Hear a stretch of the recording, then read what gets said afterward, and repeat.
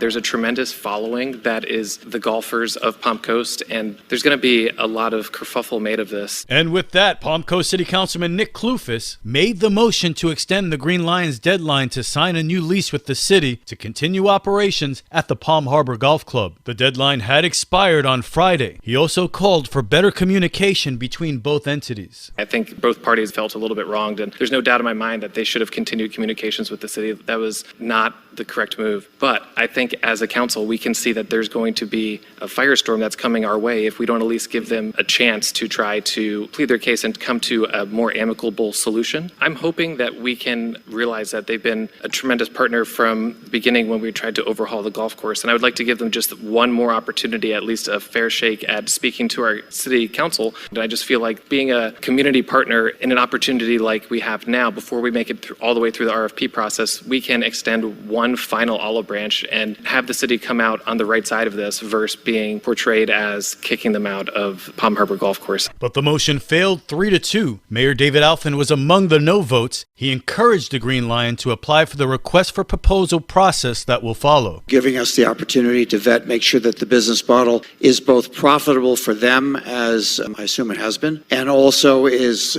conscious of the taxpayers' dollars, which have subsidized the property for some time. And if they are the best business model, then they certainly will win the business, win the RFP. It's unclear whether the Green Lion will participate in that process. WNZF has reached out to Green Lion ownership for comment. This local news is a service of Flagler County's Toyota dealer, Beaver Toyota US 1 St. Augustine, here to wow you. Flagler County Sheriff's deputies were busy during Independence Day weekend. Sheriff Rick Staley has the activity recap. Deputies remain busy with Baker Act's vehicle crashes and domestic violence. But fortunately, although we had some serious vehicle crashes, there were no fatalities. Most everybody behaved, although there were a few DUI arrests, no voting under the influence arrests. And he shared this personal message. I would also like to thank the community for all their well wishes during my knee surgery for the injury I received when raiding a drug house in the Mondex.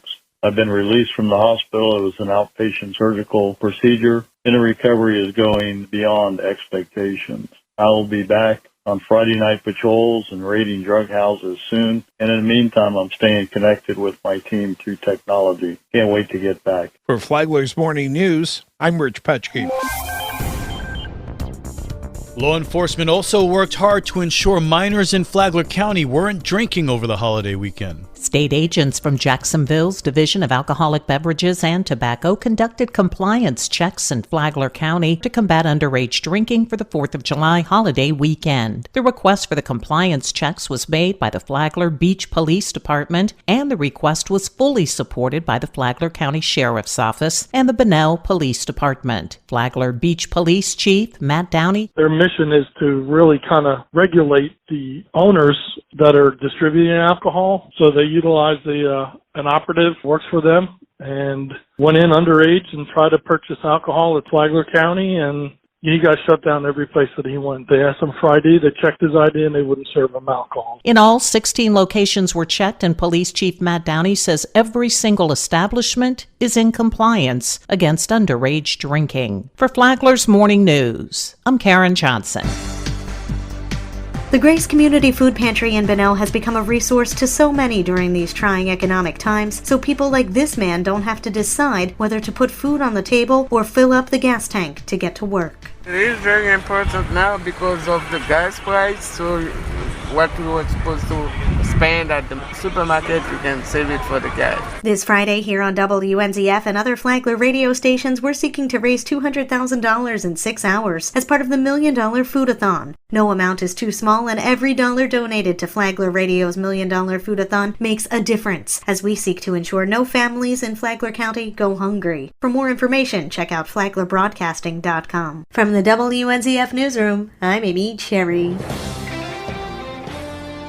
With all the openings at Fire Rescue, what is the biggest need? Flagler Fire Rescue Deputy Chief Percy Sales said that while they always need firefighters, they're very much in need of paramedics. In Flagler County, we're responsible for the medical transports. We really need paramedics. And not only that, we're responsible for firefight, and we have a paramedic on that unit as well. So we definitely need those capabilities. Deputy Chief Sales said that you'll be trained as an EMT and firefighter, but that coming in as a paramedic is even better for the department. Listen to Common Grounds on Sunday mornings at 10 here on WNZF and anytime on the Flagler radio app. Tomorrow, what's the pay for saving lives and property? From the WNZF newsroom, I'm Deb Albertson. And now you're up to date on Flagler's Morning News. I'm Rich Carroll.